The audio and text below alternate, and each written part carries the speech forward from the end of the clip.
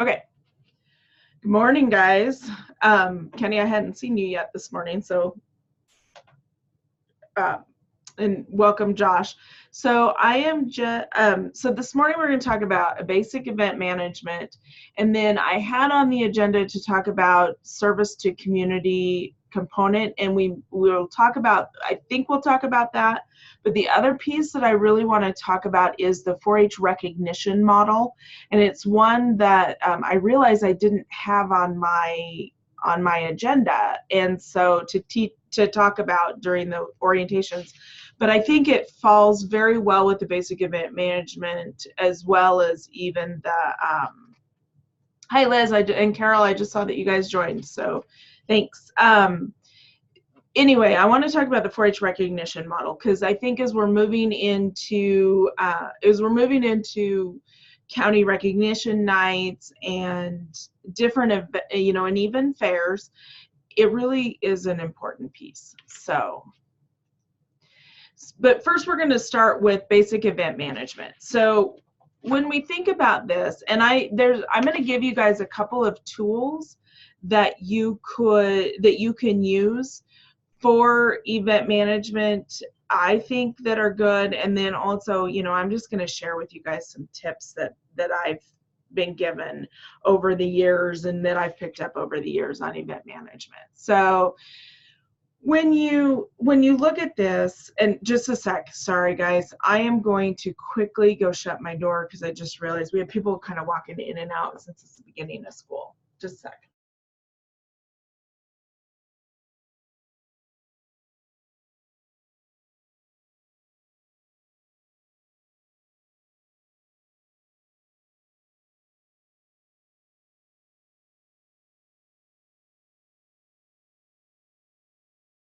Sorry about that, guys. It's one of those that I didn't realize how many people are going to be walking back and forth in our office today. So just think about these, because event management is one of those, while we're not event managers, and we have to remember that as 4-H staff, we should not be event managers. Our first and foremost goal is positive youth development. But, we all know that we end up doing a lot of events. So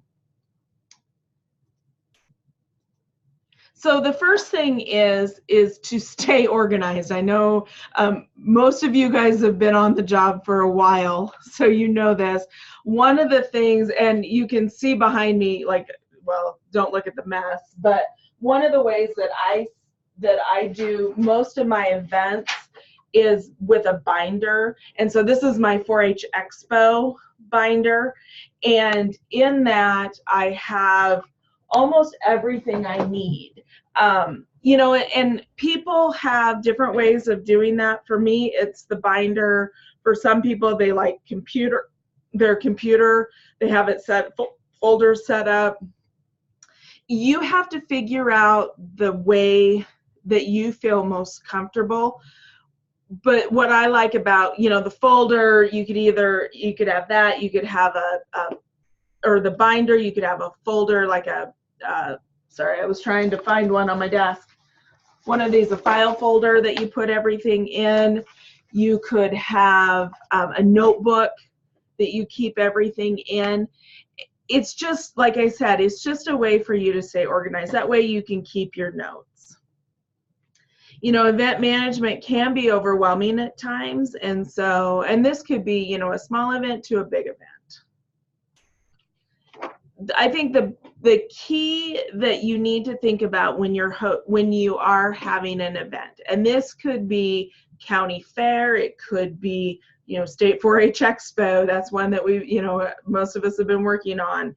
It could be just a simple program in the beginning of, or in your county. I think Josh, you guys just finished up with your barbecue. Liz is getting ready for fair. Carol, you've done a movie night. It could be something to that effect. But I think the first thing you have to do, and even if that event has been going on for years and years and years, before you start planning the next one, I think you need to sit down and really think about the goal of that event or that program? Why are you holding it? You know, what are those goals? I know for 4-H Expo, we sat down and thought about what are the goals of that event. And, you know, we came up with, I was just trying to find them because I had the book. We had 5 goals, and one, to provide recognition for achievement, to provide new experiences for youth leaders and staff to participate or who participate, to inspire the adoption of approved practices and new ideas, to showcase talents by youth through various contests, and to provide a family-friendly competitive event. So as we're moving forward with that, you know, you always keep that in the back of your mind. The other piece is, at the end of this, we're going to talk about the evaluation. Well, if you don't know what the goals or the objectives of that are, it's really hard to evaluate. You need to have those two line up. You know, what do you want the attendees to get out of that event? And honestly, if you have something and you can't figure out what the goal of it is, besides we've just always done it, then it probably is one of those sacred cows that you just need to get rid of. So the next step in event management is creating a committee. And so it's really, whether you're thinking about, you know, essential elements, policies and procedures, youth need to be involved need to be engaged in their own learning. So as you are planning your events, you need to make sure that you are asking youth to be involved in that event planning. You know, how are they going to ever learn? You know, they're going to learn how to be, you know, how to plan events by learning from you. So it is really critical. Now, granted, we all know that our young people are very, very busy. And so we may not, you know, they may not participate in every meeting. I know we do have a few youth. We didn't have as many as I would have liked, but we had a few youth step up for the for 4-H Expo committees. And while they haven't been able to participate, you know, all the time, they are participating in that, in those, in that planning process. But it's always better to have a committee made up of youth, adults, and staff. And it should also be, if you truly think about youth adult partnerships, which is one thing that we talk about in 4-H that we are very good at, is youth adult partnerships. Youth adult partnerships is not one youth and 10 adults. It really should be equal youth and equal adults, if you can get that. So and then another piece is communicating. You know, let your committee know what you need.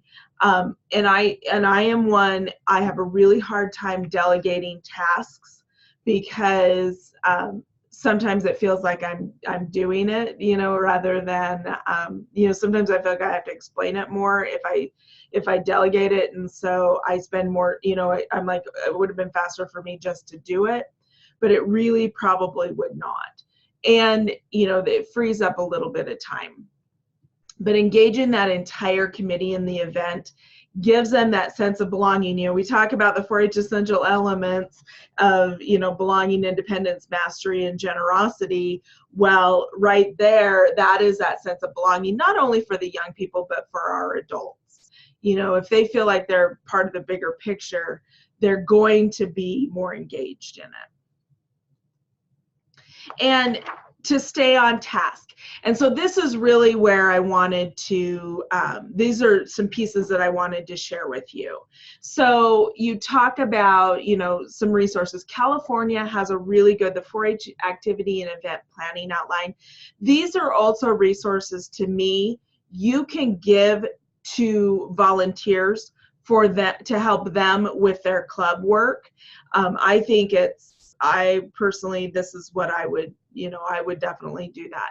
The first one is out of California. It is the 4-H activity and event. There is also a guide for planning 4-H programs, and then planning the 4-H club program. And I realized I don't have a copy of that planning the 4-H club program. I don't know why I don't, but I will get that before I send out the files in the Box account for everybody. So, But I'm gonna show you I'm gonna go through the 4-H event activity and event planning outline from California, and then I'm gonna show you the one from Ohio. So this is the one for California. So essentially, it's kind of I'll show you what it looks like. Sorry, I'm trying to get, and then I did just allow everybody to talk. So if you do have a question, you could type it in the chat box, or if you have a microphone, you can unmute yourself and talk. So just so you know. Here is, okay, let me see if I move this over. Nope, okay. Thought maybe I could stop sharing. Let me just share. So this is that activity. So it is a 3-page document, 4-page document. So it's a pretty short and easy document. I'm not gonna, I'm going through it really quick right here because I've got PowerPoint slides with it. But essentially it's a 4-page document. That's probably one of the reasons why I liked it, because it's very basic, essentially. Okay. Sorry, making sure I go back to, nope, that's not what I wanted. Okay.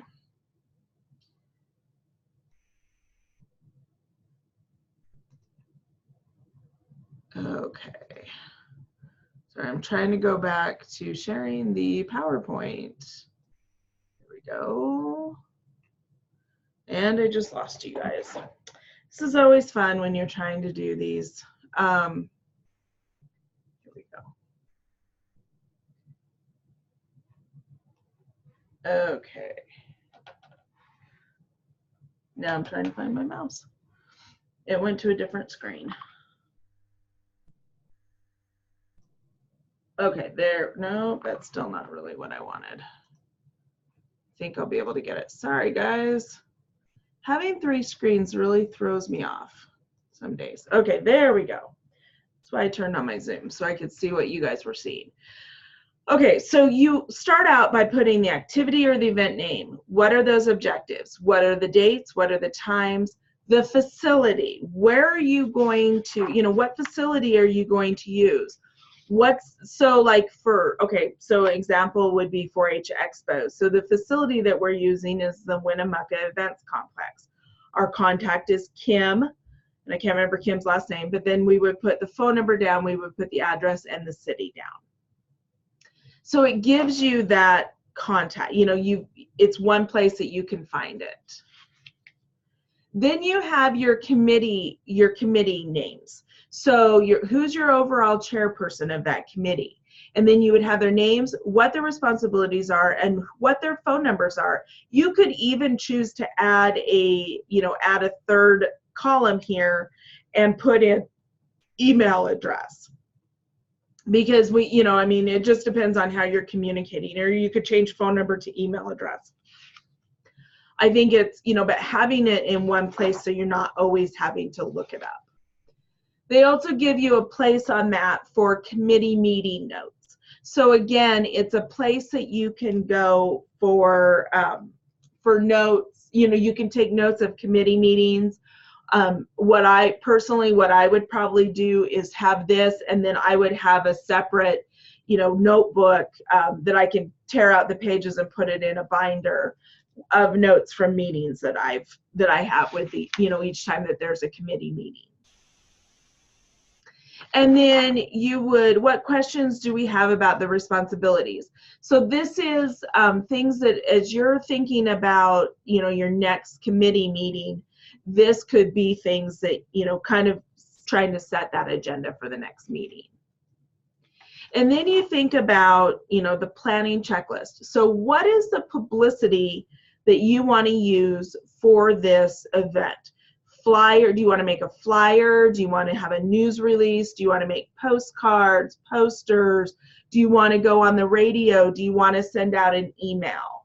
So what I would suggest in this too, if you're going to do radio or TV or any of those, or news releases, then you have, a page with all of those contacts for your community. Now, we do have to remember, if you do use any of these, you have to make sure postcards, if you're going to mail something out, then you don't have to worry about it as much. If you're going to use it electronically, then we need to make sure that it does meet ADA compliance. So you need to make sure you run it through an accessibility program. And so that is very, very critical.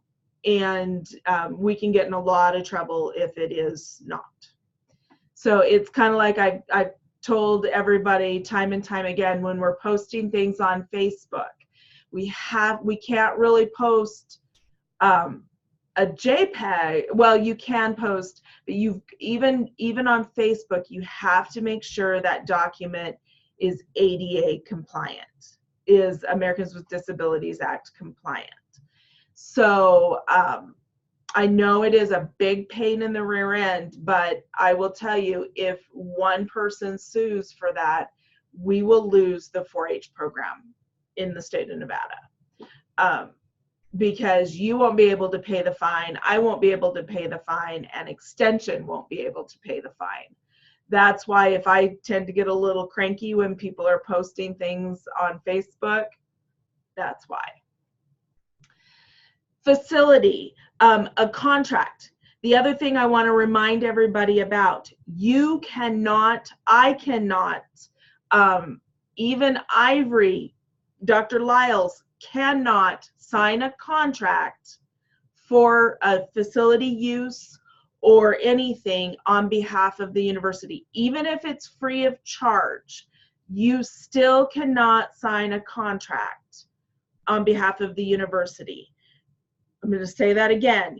You cannot sign a contract on behalf of the university. So if you're using a facility and they say they want, a contract, you cannot sign it. You have to send it to Dan Brush, and Dan will send it to the right person to get signed.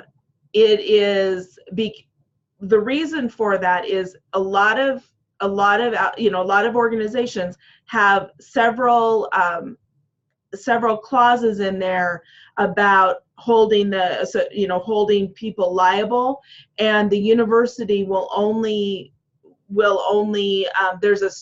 they have a phrase that it has to be in there.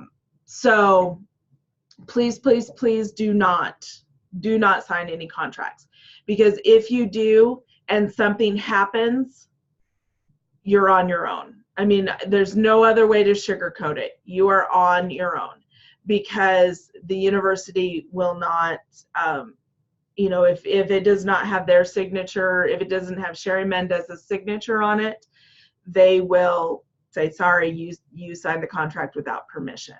So please don't.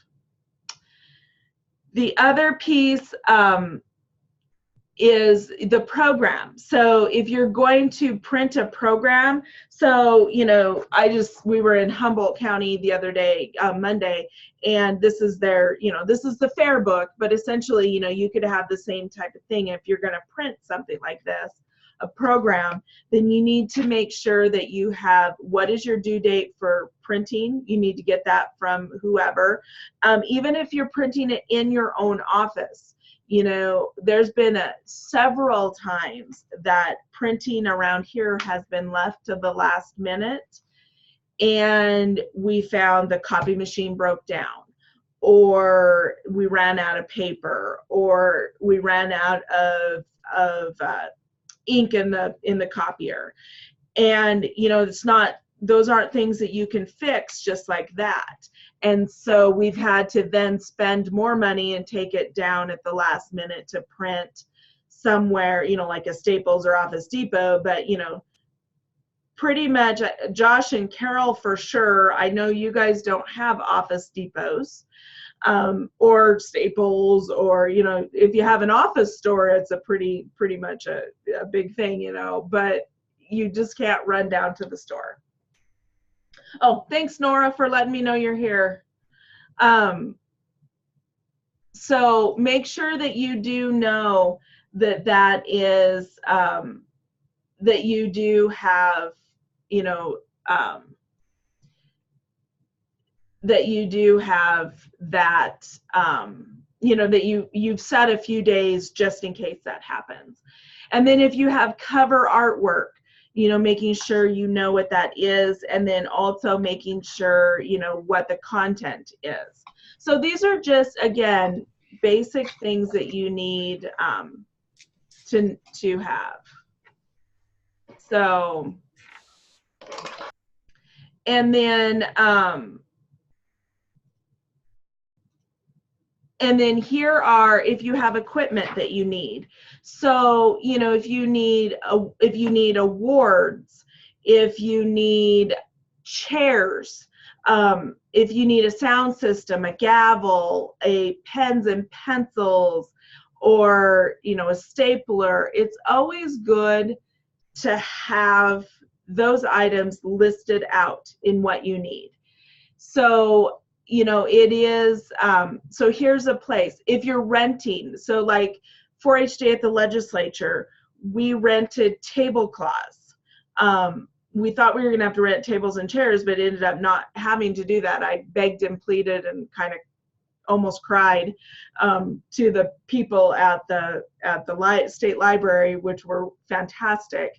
But we did rent tablecloths, and so here I would put the tablecloths, the number they needed, where I rented them from, what the address was, and what the telephone number was. That is really, you know, to me, this is probably, may not seem like a big deal for the event, but if you do the event year after year after year, it's a good thing to have. The other piece is if you leave, then somebody else can pick it up. And that's the other nice thing about this kind of a document. And then you have the outline or the schedule of the event. You know, so if it's, say, County Recognition Night, and you have, you know, you're going to have a speaker that evening, then you're going to have, you know, the leader awards, and then you're going to have the youth awards, and then maybe you're going to end the night with some kind of activity, or maybe you start with an activity. And anyway, you can put all of that in there, and you know, you could have maybe one person's in charge of the speaker, one person's going to be introducing the speaker, and another person is going to be, you know, organizing the activity that you're going to be doing. So I think that maybe somebody's in charge of decorations. So this could be a piece of, you know, that's where this section comes in. And then, so the event is over, and now what do you do? So one thing is making sure that you have a, you know, you have a document that has the award, the certificates and the awards. You know, you have a list of everybody that should have received the award or the certificate. And if there was scores, it has their score. If it's just, you know, like for County Recognition Night, you know, a lot of kids get certificates in there and pins. So they would get the certificate and then a pin. And so you would write that down and describe what you gave for the awards. If you have sponsors for any of your awards, you want to make sure that you have that list. One, you want to recognize them at the event. The other piece is you want to make sure that they are getting thank you notes for that sponsorship. That is really critical. It could, and it really should be a handwritten thank you note from one of the youth, really. You need to send one as well, but it really should be a handwritten thank you note from a youth. Then if you had a written program, you know, if you had a printed program, like the, you know, something, then you could make sure that you attach a copy of that for your records. And then a list of participants. You know, it probably would be good if you could have a sign-up sheet at all of your events, even, you know, even if it's a County Recognition Night. That way you can keep track of who all was there, because it is difficult to go back after the event and go, okay, so I think that there was about 32 people there, but we don't always remember exactly. And then also that list of thank you notes, the date that you sent them, and attach that list to this document, or put it in your binder or whatever you're using to keep track. Then the other piece, and it doesn't have it on here, if you're doing an evaluation of that event, and remember I said in the beginning, you want to have your evaluation match the goals of the program, because how are you going to know if you're reaching those goals? So make sure that those, but you would want to attach that, and then attach a copy of the results to that. You could also, you also want to have a debriefing meeting with your committee. And so with that, you would write down any suggested changes for the next year. So that's essentially the document from California. And once I'm done with this PowerPoint, I'm going to show you the document from Ohio. It doesn't have all, it's really more just telling you about organizing, and this one really goes into what gives you places to write things down. So, and again, evaluating the event. You can talk to your committee, your event committee. You should, if you don't have time to do a formal evaluation of the program, which, a lot of times we don't, then, just talk to a few people that attended. Even if it's after the event, you could call 2 or 3 or 5, or, if you had 15 people at the event, you probably only need to call 2 or 3 of a variety of people. You don't want to call, all members from one club, or all boys, or all girls, or you want to call a variety of people, so you're getting a broad spectrum. If you have 50 people at the event, I would say you probably would want to call, 5 or 10 of those people, just to find out what they thought of it and what you might do. Also, I think it's really important, what happened that you didn't plan for? And those are things that you can always, it's always going to happen. You're never going to have an event that you have everything go exactly as you planned, because it just is what it is. And so you have to, make sure you make notes of that and what you could maybe do next time to help solve that. And so essentially, when you think about planning, proper event planning makes that 4-H event an enjoyable experience for everybody involved. Again, we have to remember we're not alone. There are other staff, there are volunteers, there's youth, there's parents and families. They're almost always willing to step up and help create an event and make an event happen, because that's what they enjoy too. I mean, they enjoy the events and the activities. And so and they're willing to help. The other piece is if you have somebody that's complaining a lot that they don't like the event, they don't like what happened at it, then next time you tell them, okay, fine, then you're on the committee. You're going to help us plan next year. And that really does stop a lot of people. They understand the problems with it. So any questions? I know that's going through it pretty fast, but like I said, I'm going to share with you quite a few resources that you can. I was just finding the one from Ohio. There it is. Okay, I'm going to share this one with you guys. Oops. Okay. No, that's not what I wanted. This one. Okay. All right. So this is the one, like I said, they have the Guide to Planning 4-H Programs. This one's from Ohio. So again, it's got a lot of the same steps. It is, it's from 2008, but it's, event management, event planning really doesn't change that much. So This one's probably designed more for a club, but I think it does have some good, it's got some good pieces for our staff too.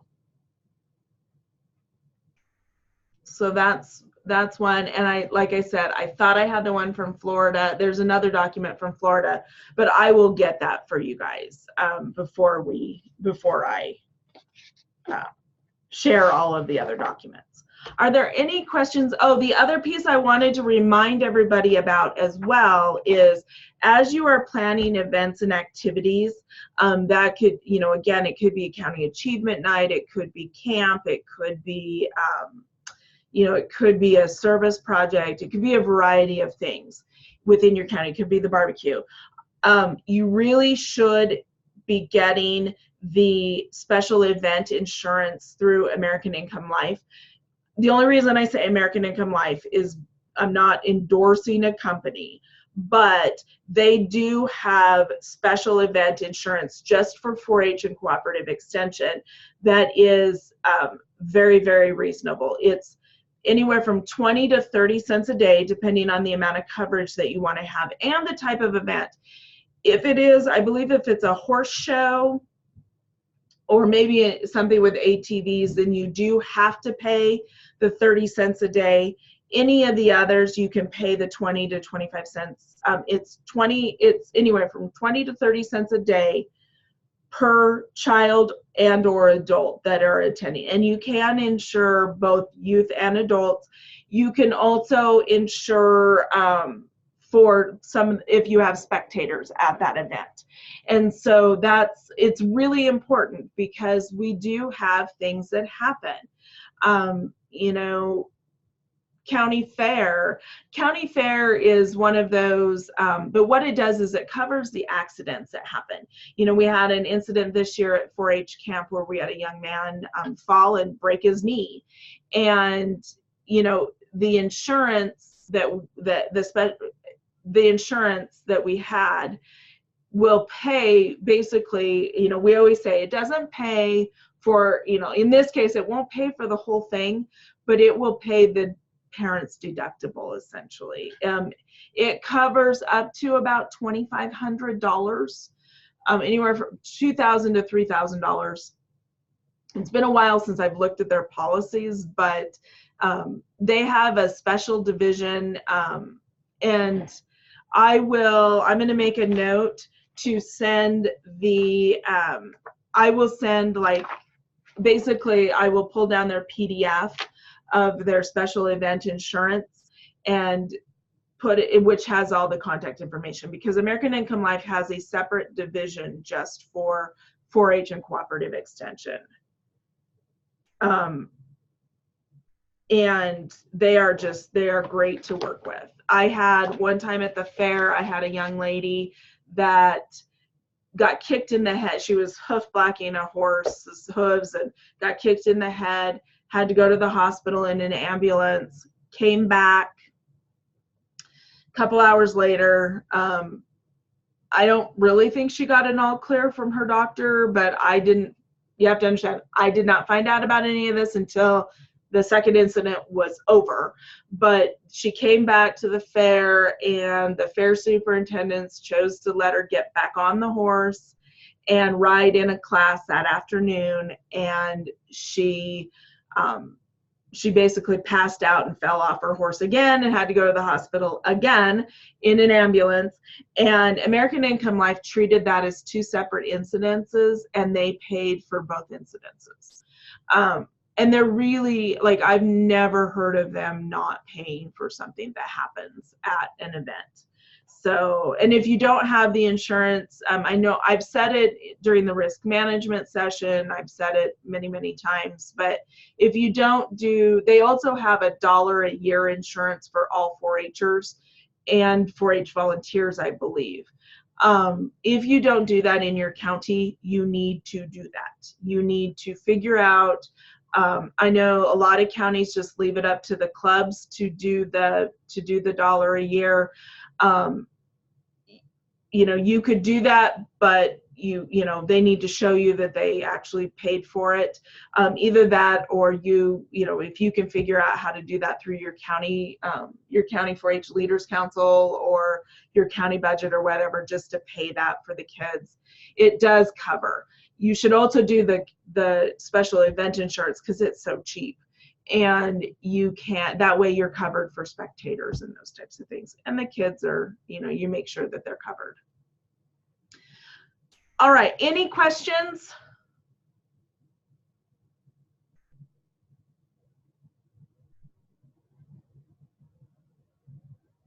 Okay. Carrie, can you hear me? Yep. Oh, cool. Okay. I apologize if you've said this and I should know this, but after this, I know that this is recorded and it's in the box, correct? Yep. Well, and those, like the guidebooks and stuff that you demonstrated, those will also be in the box. Okay, cool. Yep. Thank you. You're welcome. Yep. This is amazing. I love it. I'll put everything that I shared today, plus probably some extra things in the box. Okay. We're meeting about achievement night and the fair and all this stuff. Good. So perfect. Good. All right. So I'm gonna go through the service to community program, but I'm gonna go through it kind of fast. The reason, and for those of you that were a little bit late getting on, the reason I'm going to do that is because I want to talk about the 4-H recognition model, especially since we're all starting to prepare for our 4-H achievement nights. I think it's really important we think about the 4-H recognition model. There is a national model that we use for recognizing our 4-Hers. And so I think it is important that we think about that and how we can reach all of our youth that are involved in the program, not just the ones, not just those that want the recognition. So, okay.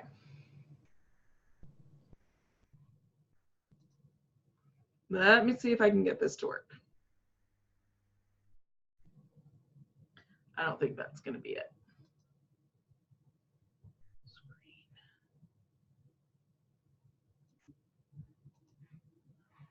Okay. Nope, it's not. Okay, sorry. There we go. Let me see if this is going to work. Nope.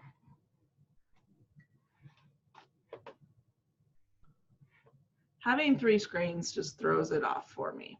There we go. That one should work. Okay.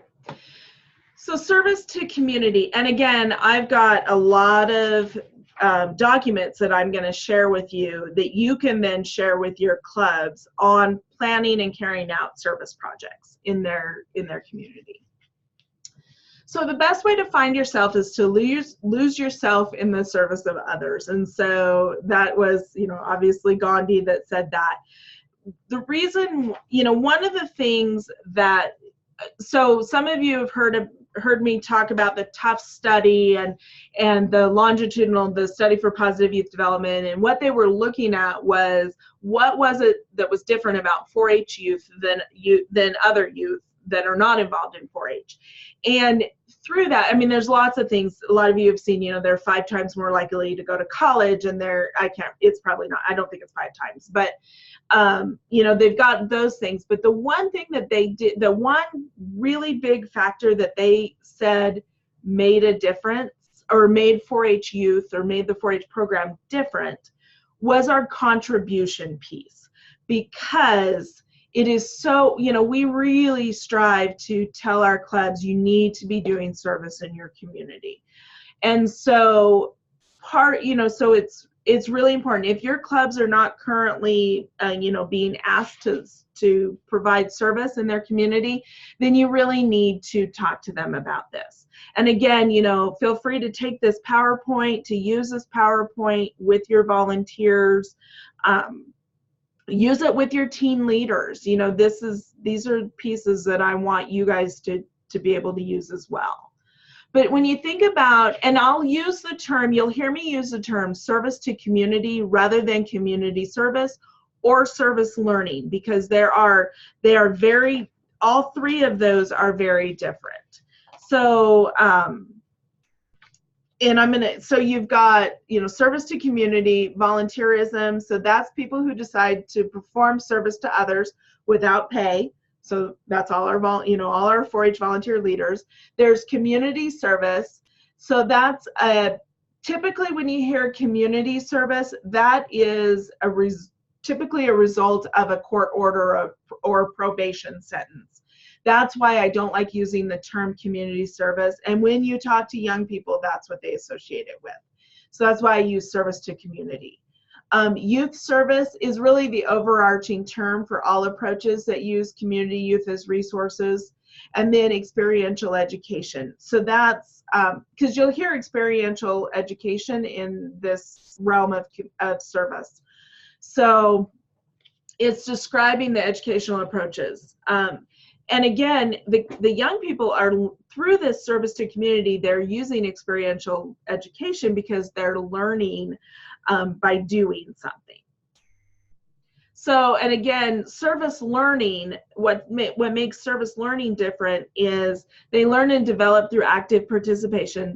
They're organized to meet community needs. They promote that civic responsibility. They build an educational component into the program. This is what makes it different.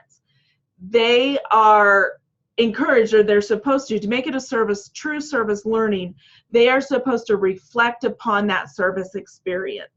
99% of the time when our 4-H clubs are out doing service, they do not then sit down and finish the circle of experiential learning of the do, reflect, apply. They have the do part, but they never do the reflect and apply. And so that, which is, we want them to get the reflect and apply, but that's what makes it different than service to community, community service, and service learning. Service learning is expected that they will reflect and talk about that. And it helps their volunteers learn their personal strengths and their interests. So what types of service learning or even service to community? There's direct service, indirect, and advocacy.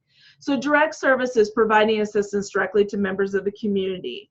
So an example of that would be working in the homeless shelter with people, or some of our clubs are involved in Habitat for Humanity, or where they're actually building, or they may go and collect food items for the food bank, or they might collect, there's a club in this valley that has collected pajamas for youth in foster care. And so that's a direct service. Indirect service are those involved behind the scenes approach to provide that service. So an example of, so it would be collecting food for the local food pantry would be an indirect, because they're not directly working, they're not directly there handing out the food to the families or to the individuals, but they're collecting the food. Sorry, I was bad on that one. So that would be an indirect, which is just as critical as the direct service. And then advocacy would be seeking to resolve issues facing the community. So an example of that, advocating for sidewalk curb cuts for the disabled. So that would be, if you've got a club that is promoting something, that they want to make change in their community, that could be where they would fit. So again, community service versus service learning. This community service is not integrated into the curriculum. It's simply service. The other piece with service learning too is it's integrated into the curriculum. So I'm trying to think of, we've got some clubs that do like service around their project area, so that the young people can see what's involved in that project area. So that would be a service learning. So the importance of service in the 4-H program.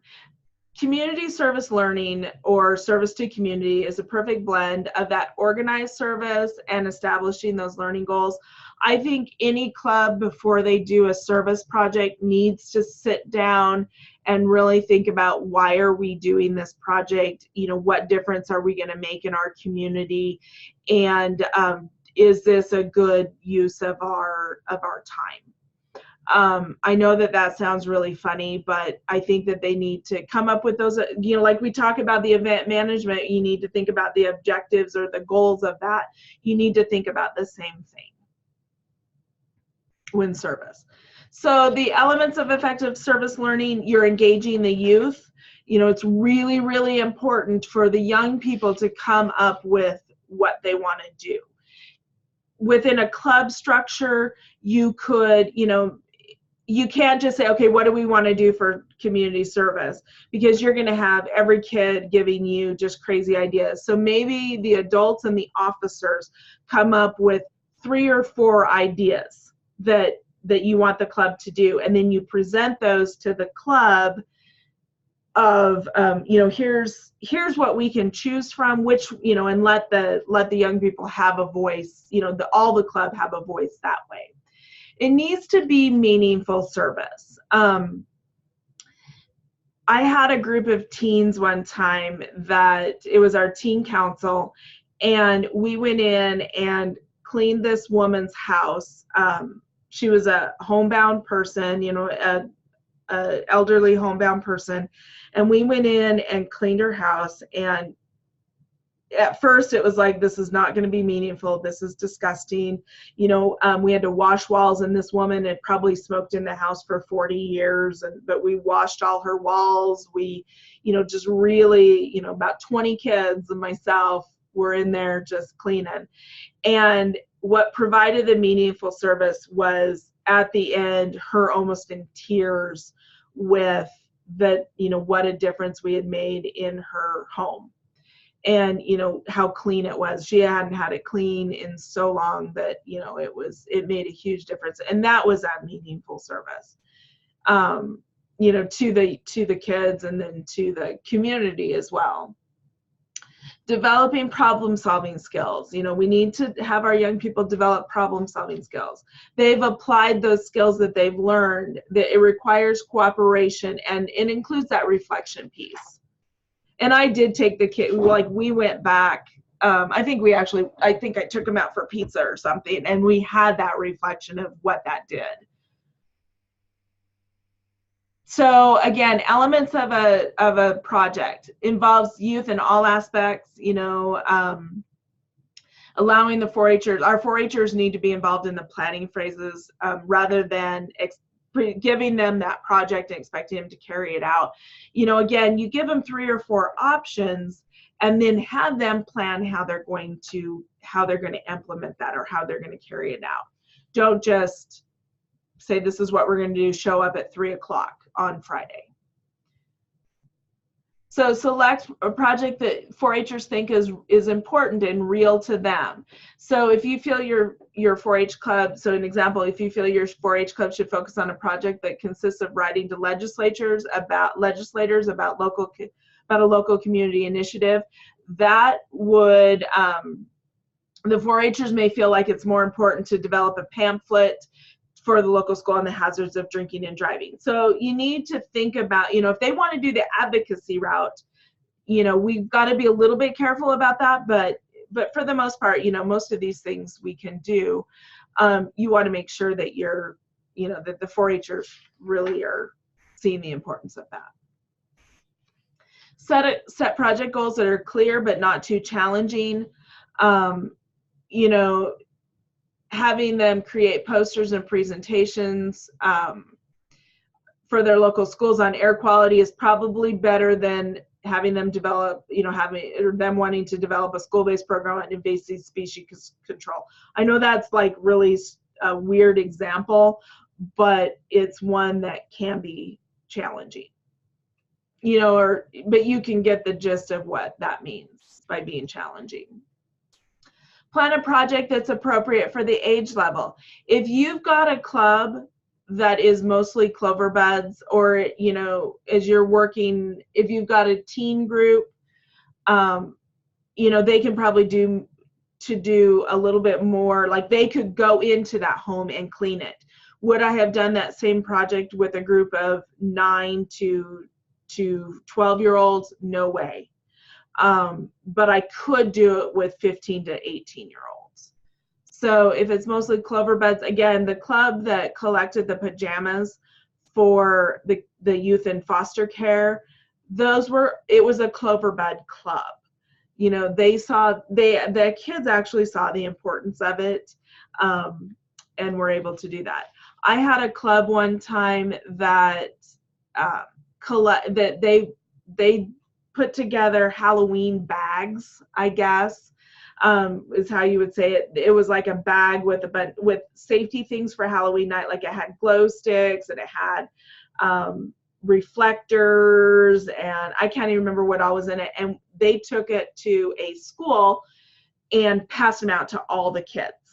And so, you know, that's one that probably younger youth could do, because they can fill the bags if you can find sponsors, or if the club wants to sponsor that. And then helping clubs in service, you know, in planning these events. So again, I have lots of documents. Virginia has a document. Purdue has 2 really good ones that I'll be sharing with you guys. But essentially, planning for a service event, you know, this kind of follows in the same steps as you would with an event. You think about all of the pieces. If you know, establish a budget. And I didn't even talk about in the event management piece about budgets. You need to make sure when you're planning any kind of event, whether it's a service project or, you know, whatever, that you do have a budget. That is, you know, how are you going to know if you have enough money to do this?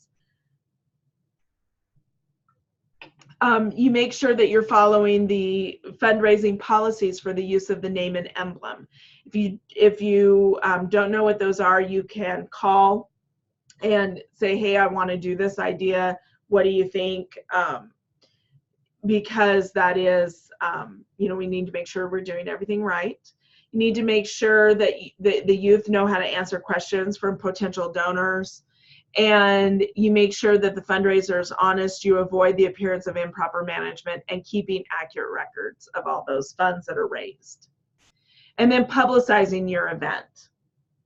You know, making sure that you can see this. One of the things that we got dinged on pretty hard in our civil rights audit from USDA was our public information, public notice. And so, you know, you've got to figure out a way to do that. It could be a radio PSA. It could be, you know, that news release. It could be flyers. You know, it should not just go, if it's a county-wide service project, then you probably want it to be not just in, you know, just sent to the families in that, you know, but you want everybody to know about it. And then the risk. So, you know, reducing risk, you want to control the hazards. You want to make sure, when I did the session on risk management, you want to make sure that you are following that risk management checklist. I will make sure, I have a note in here in this section as well, to include the risk management checklist. And I will make sure that that's in there. You want to make sure that you provide adequate supervision. Sharing the risk, again, carrying that insurance. You want to make sure that you have, if you need them, you have consent forms for medical treatment and permission slips. And then avoiding the risk. You know, if something's just too risky to do, don't do it.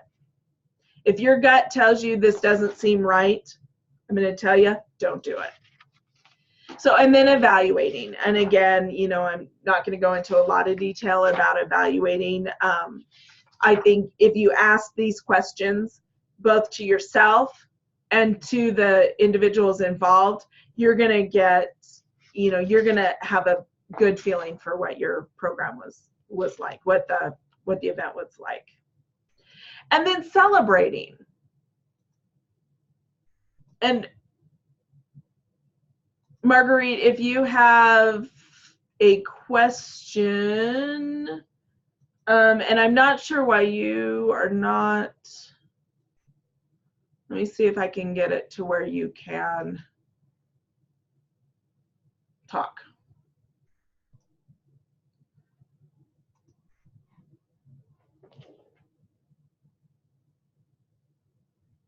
Huh. Okay. Okay, so I'm not sure. You should be able to talk, Marguerite, now if you have a microphone. If not, if you want to type it in the chat box.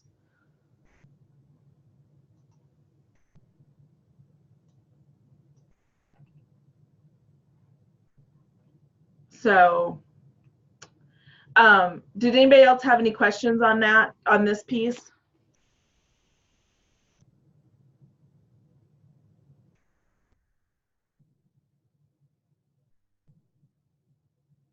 Okay, so the next thing is celebrating your, you know, what they've done. I think that is really critical. Having a, you know, you could have a pizza party right after it's over, you know, and celebrate what you did. You know, putting an article in newspapers, having certificates. One thing you could do at the county is you could reward those clubs that do a certain amount of service. You know, maybe you can set those guidelines. Maybe it's 20 hours of service within the year, and then they get a special recognition, you know, a certificate or something at your county awards night. You know, I think that could be, you know, I was thinking about that for Expo even, is that would be kind of fun to do something like that. Probably it won't happen this year because we don't have any guidelines out, but I think if we did I think, you know, it would be cool to do for next year. And then also who all should be recognized. And then some examples. The other piece that I'm going to be sharing with you is it's a list of ideas for service projects.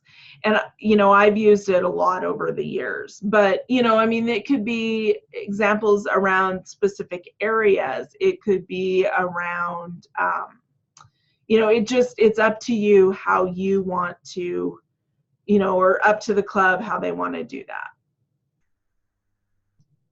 Okay. And let's see.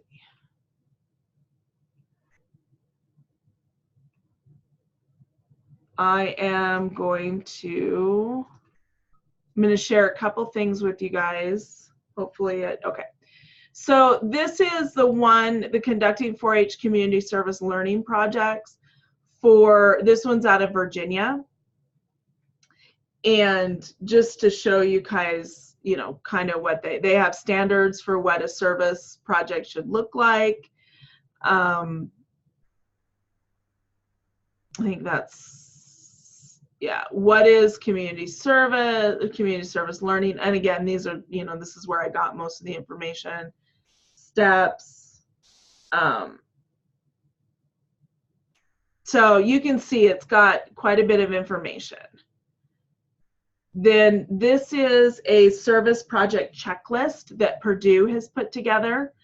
Kind of like the risk management checklist, this one gives you ideas. This is the service learning lesson plan. So this would be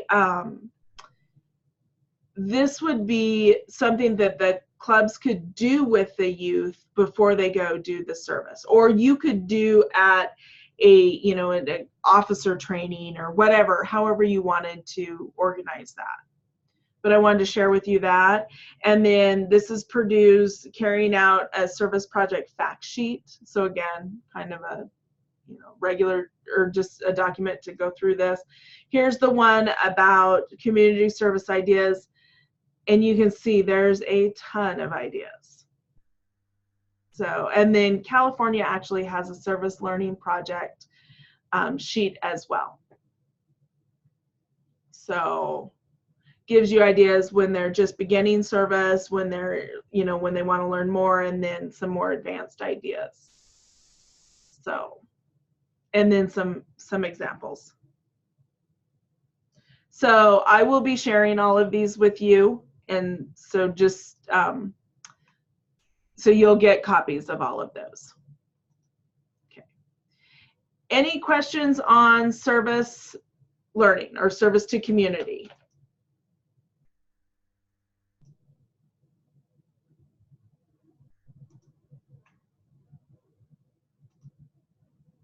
Okay.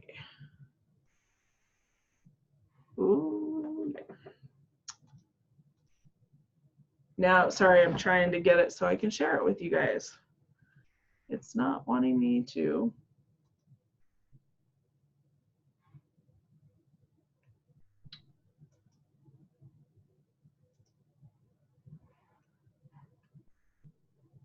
Okay.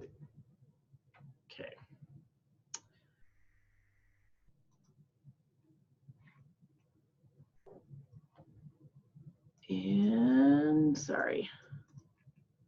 Okay, let's see if this works. No. Yes. Okay.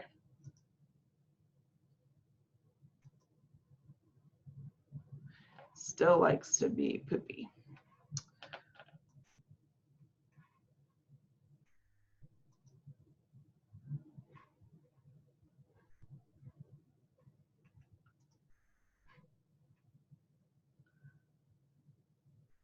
You guys are seeing my weird screen, so let me see.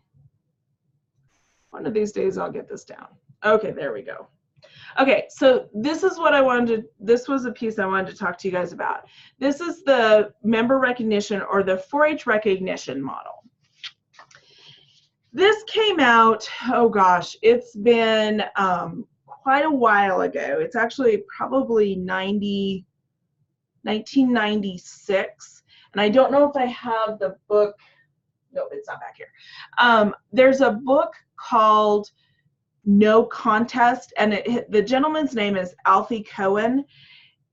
And he's got a couple of books out. It's No Contest, and then there's another one about that he wrote a little bit later. And I can send along kind of what the two names of the books are. The reason I say that is because what spurred this whole recognition model kind of coming out from 4-H was he spoke at a National 4-H Educators Association meeting in '96 and really challenged us to think about, does every kid have to get a ribbon or a trophy or can we think of a variety of ways to recognize our 4-H youth? So that's, again, why, one of the pieces. So why should we have a recognition model? Why is it important? And why should we give recognition to our young people? Well, because it provides a positive environment. It develops confidence and self-esteem in young people. It gives them a sense of accomplishment, and it shows that that they've reached a competency. It also gives them acknowledged affirmation and contribution. So what can awards programs do? Again, can foster self-esteem and a reliance. Now, granted, it can also backfire on us and give us the same issues. That's why we have to make sure that we are providing a variety of issues or a variety of methods of recognizing our young people. It provides an incentive for further achievement. I don't know about the rest of you, but I know when I was a teenager, and even to this day, I will see, something and go, oh, I want to achieve that. And I will figure out a way that I can do that, within myself or, working with others, etc. But it does, I can see what else. By recognizing others, I can see what else is out there. And it also provides us a display of public support for our youth and our programs. Our 4-H, well, fair is one way, you know, our young people are recognized by the public.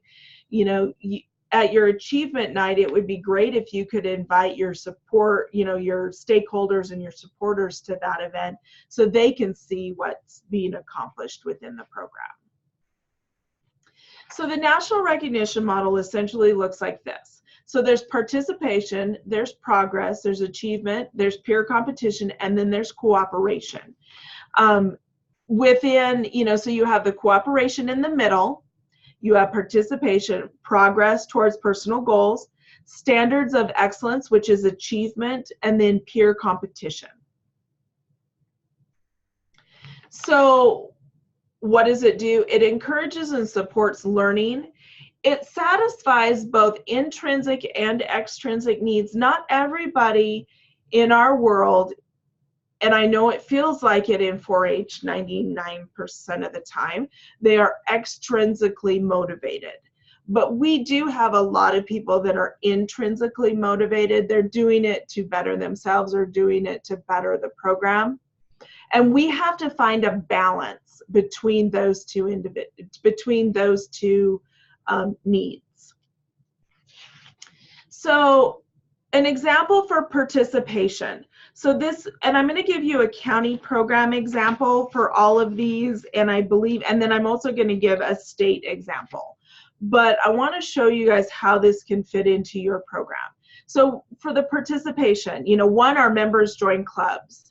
That could be, you know, and I actually yesterday had a conversation, and many of you know that I am starting to look at our club model and how can we be more inclusive in our club model, you know, so that young people don't feel like, you know, they have to be part of the inner circle in order to join a club. We have to look at what is a club.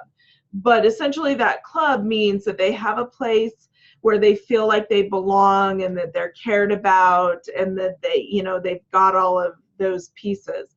And so the members can join that. They can serve in leadership roles, both at the club and the county level. And you can show recognition that way by giving them a certificate of completion. You know, that they've completed the year, that they completed a project during the year. They can get a medal or a pin or a medal, you know, for completing that year. I know in the county that my son's in, you know, every year they get their year pin, which is great. You know, they get a certificate and their pin, and that's, you know, really all he needs. And then you can also do the participation ribbons. You know, that's one way. I know that there's a lot of talk about everybody gets a trophy, and I don't think that's one method. We have to look at it in multiple, you know, like I said, in a multi-prong approach. Because I don't believe in everybody should get a trophy either, because, you know, when you're, I don't know, in football in Reno, in the youth football program, at the end of the year, every kid gets a trophy for participating. And at this point, my son's like, it's a trophy. You know, he's 15 or 14, and he's like, a trophy means nothing to me anymore, Mom. So just for participating. So you have to look at the appropriateness of the age level as well. Then you have progress. So utilizing self-set goals. So setting those realistic goals. So that could be displaying a completed project, you know, receiving comments, written comments, those ribbons, awards, not for having an outstanding project, but for, you know, for achieving and achieving their goals, essentially. That's really what that's about. Then you have your achievement or your standards of excellence, and you might have project requirements. So these are the things that you have to do to complete this project, and project scorecards. So there might be, you know, you would have a scorecard not based on how that kid did compared to another child, but how they did against the standards for that project. So that's where you'll, if you have not heard the term, the Danish system, you will hear the word Danish system when we go to Expo. That is where, that's the white, the red, and the blue. So there's there's kind of a percentage of young people that get a blue ribbon, and that's the highest you can get, and then a red ribbon and a white ribbon. So essentially a blue ribbon means that they achieved their goal, they met the standards and actually were above the standards, the minimum standards. A red means that they met the minimum standards, and a white means that they did not meet the minimum standards of that project. So, that's one way that we recognize our young people for that. And then pins or medals, again, the other piece, sometimes a lot of our counties give project pins. And so for that, there should be a standard, for them. You have to reach so much, meet these standards in order to get a project pin. And then peer competition, again, this would be, excuse me, this would be opportunities for young people to, as individuals or as teams, to compete. So, judging contests, speaking contests, presentation contests, even our shows at the fair, all of those things. And they're given, that recognition. They can get a ribbon, a certificate. I thought this is the Masters, the green jacket for winning the Masters. Some of our counties give jackets for the first place judging teams, or, there's just a variety of things that you can do for that. I had a county one time in Idaho. I went to their achievement night, and they had gotten, just a ton of stuff. I don't know if it was donated or they bought it, but if you were in a baking project, then you got a nice set of mixing bowls for that achievement. If you were in, a beef project, you might get a comb and a halter. They had what they were awarded fit with what the project area they were in. And then you have the cooperation. So this would be, like your service activities, or I'm trying to think of some of the other, just there's a whole variety of things. But essentially, you show recognition to them by working together to complete the activity. You can publicly recognize them for the activity. Like I said, giving, a club an award for completing 20 hours of community service during the year. It could be that you put an article in the newspaper, about the clubs that are doing service. There's just a variety of things that you can do that don't require them getting an award. Anybody have any thoughts or ideas about county recognition on for these three levels? And I can go back to the level, or I'll go back to, here. So this is other ideas. You can either unmute yourself, or you can put it in the chat box. I just want to hear if anybody else has done any ideas around these.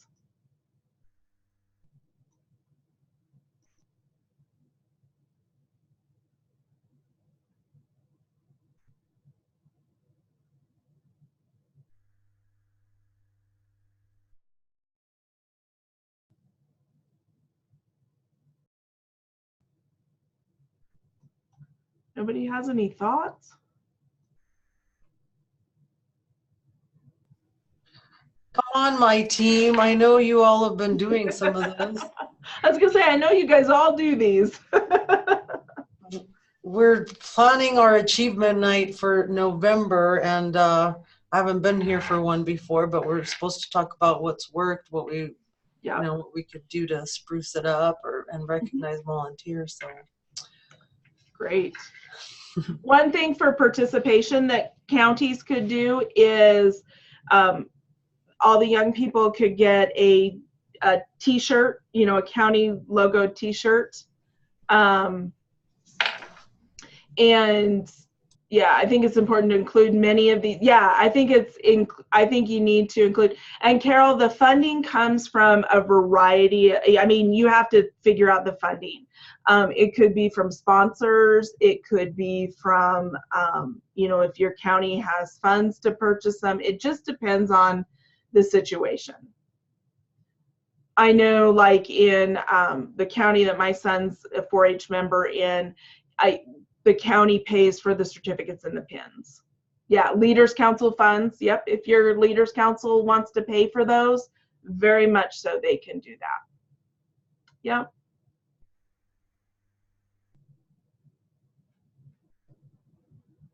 Yep. So there's lots of ways. Okay, and then I'm going to go into, yeah, portfolio to guide the leaders and help the youth. Yeah, so the portfolio can definitely, that's one way that you can use a portfolio model to, that's how you can show those standards, and you know, if they meet the standards, then they could you know, get that certificate, or they could get that recognition. I think that's definitely, and I know I think it is Northeast Clark does a contest, or they don't necessarily, I think they do have a contest for best portfolio, but I believe that everybody that completes a portfolio gets some kind of recognition. So, but then they also have a competition for it. So they kind of, you know, you can combine a few too. But so examples of participation at the state level could be that they're selected to attend a district or state event or activity, or even a national, to represent Nevada in a national event. You know, so that's one way.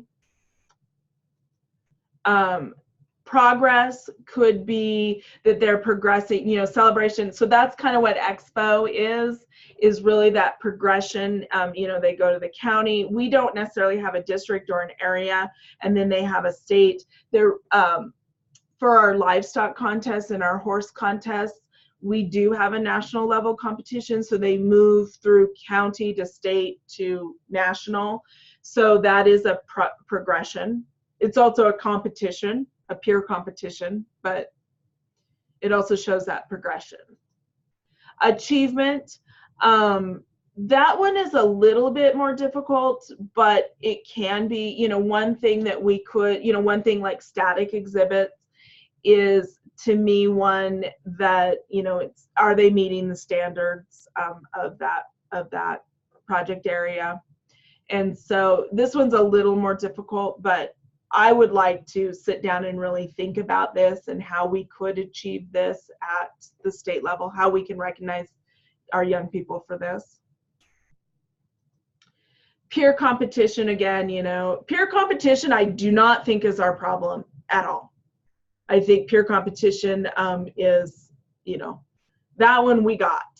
We need to think about the other levels of the model. And then cooperation. This is an example.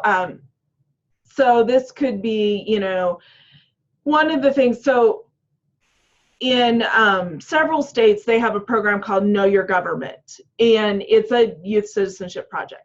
So they would be, they would come as a young person, as an attendee, and then they might be, because of their involvement in that program and their work within in their own county, as far as their, and it's not based on their project work, it's really based on their service and their citizenship. They might be selected for the planning committee for that event, and then they could move on to be selected to represent the state for national conference. We're actually, I've been working on kind of a, you know, we're working on some progressive plans like that for some program areas of focus for Nevada. And that is, you know, I really think it's important that we have that. So our young people can look, what else can we do? And not make it all competitive. and we could make it, so they're recognized for their achievements that they, for other achievements besides competitive things. So again, why? To build connection, to build consistency, and to build cohesiveness. Recognition, I think, is really feeling like you're part of a statewide program. And I know we haven't really had that for a while. I'm hoping Expo helps with that. I'm hoping by working on these kind of progression plans that this will help. And part of that progression planning is also figuring out the funding at each one of those levels. How are we going to fund these programs? Because I've offered young people to be able to go to national conferences for since I've been here, but I don't have any support to help them. And so it's figuring out how I'm going to help fund those programs as well. And then also, I think it's important that we give you as staff a model to look at as far as, how do we recognize our young people? I think it's really, really important that we do look at it from a comprehensive program, and that we can and there is research behind this. I don't have it listed necessarily in here, but they've done quite a bit of research about this, about the recognition model, and how it, in each level, how it affects the young people. So are there any questions about the recognition model? I'm hoping you all kind of take it into heart and really look at it and think about your county 4-H program, and not just achievement night, but how you could incorporate this, in the overall program. And share it with your volunteers, share it with your parents. And so that way they understand that not everything we do is a competition, and that we can't, it is important to recognize our young people at all levels. I think some of them get it, and then we all know we have those hardcore parents that don't. I mean, I'm dealing with a couple right now that, blowouts from, or I shouldn't say both, after effects of FAIR. And, their kid didn't get what they thought they deserved and what the parent thought they deserved. So they're complaining. I do have this also, I have this written up. I guess it's written up from Idaho. It's written in a document. I'm going to share that with you just so you can see that piece.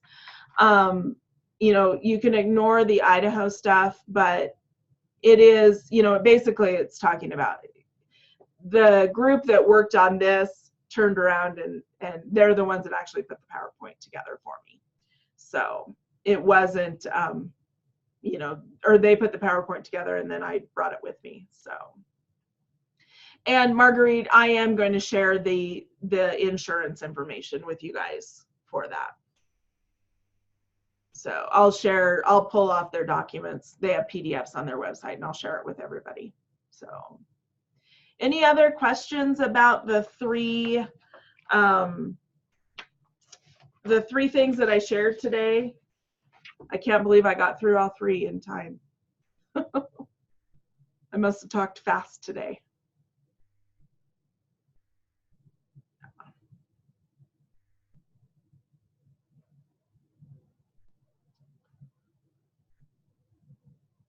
No other questions, comments? Well, I appreciate all of you joining today. There for a while, we were kind of wondering, but it's okay. I'll be sending this out. I'm not sure if it'll be today or if it'll be tomorrow.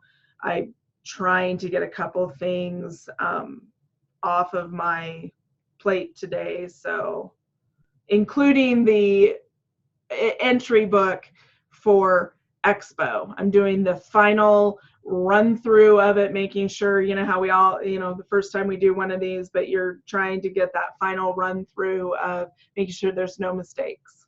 So.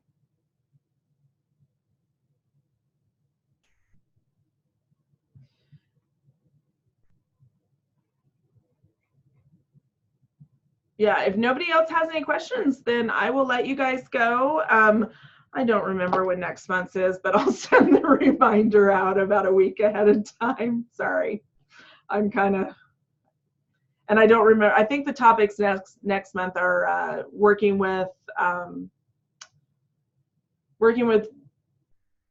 don't even remember. I think it's working with diverse audiences, and then I don't remember what the second part of it is. So there's something. So.